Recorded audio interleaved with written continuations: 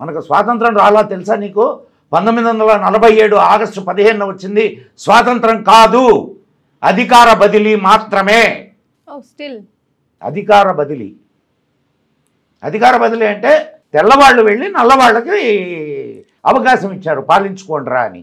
ఇంకేం మారాలండి? భారతదేశంలో ఉన్నటువంటి ఆంగ్లేయుల కోసం ఎతికి ఒక ఆంగ్లేయ మానస పుత్రుణ్ణి భారతదేశానికి ప్రధానిగా చేసి వాళ్ళు భారతదేశానికి అంటే ట్రాన్స్ఫర్ ఆఫ్ పవర్ చేశారు, ఇచ్చి వెళ్ళారు.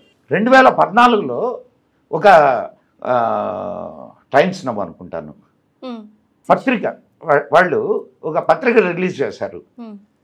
దాని మీద ఉన్నటువంటి టైటిల్ ఏందో తెలుసా? భారతదేశానికి స్వాతంత్రం వచ్చింది 2014లో.